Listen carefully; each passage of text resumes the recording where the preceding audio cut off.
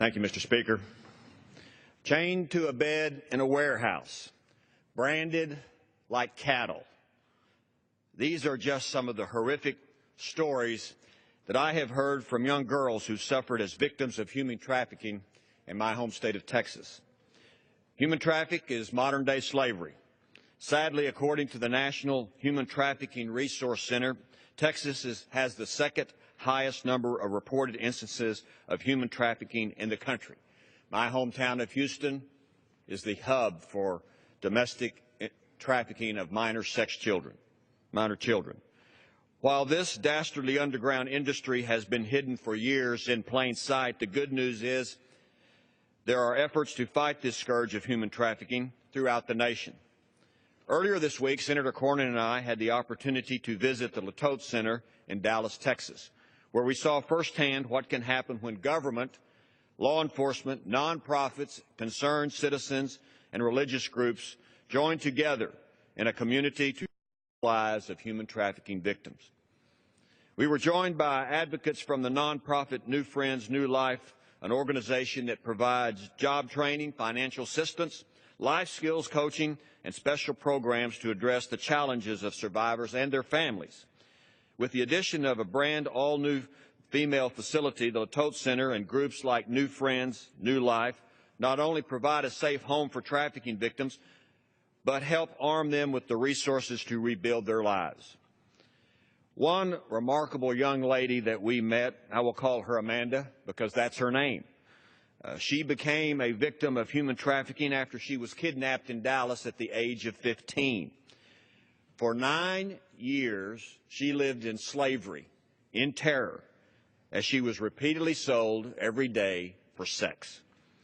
Through New Friends and New Life's approach, one that addresses the physical and mental and spiritual needs of victims, Amanda was rescued, and her daughter are now living proof that there is hope for trafficking survivors fighting abuse, addiction, and poverty.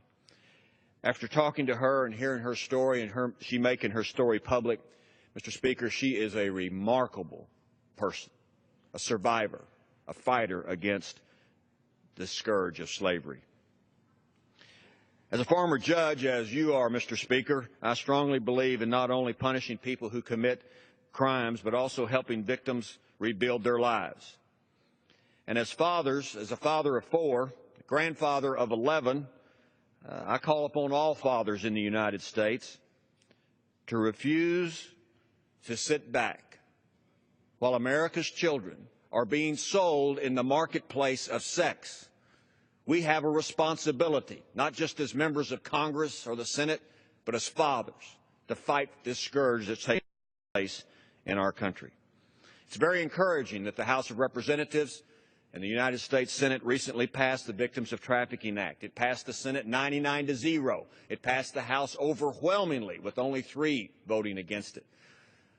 That very seldom happens in my experience in Congress, where one piece of legislation is so overwhelmingly supported by both sides of the aisle and in both the Senate and Congress. This bipartisan bill has been signed into law by the President now. Under this legislation, a special fund will be created to help these victims, like Amanda, get the shelter and the services they need and provide them a fresh start. The law also ensures those who have been sold into slavery are treated as victims and not treated as criminals. Moreover, the legislation will strengthen law enforcement to give them tools to take down all human trafficking traffickers and organized criminal networks supporting them. And finally, the law supports or targets the buyers, those predators who purchase children in the marketplace. The days of boys being boys in this country are going to end, and the law and law enforcement and the long arm of the law needs to go after these buyers. Partnerships on the federal, state, and local level will be instrumental in stopping these crimes and rescuing victims. So we must do everything possible to support survivors like Amanda to break the cycle of sexual exploitation, overcome the pain of their experiences, and help them to start a new life. We can achieve this if organizations like New Friends, New Life, and facilities like the Latote Center have the tools and resources they need to serve every victim. The Justice for Victims of Trafficking Act will help do this.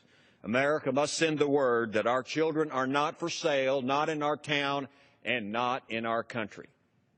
And that's just the way it is. I'll yield back. Gentleman yields back.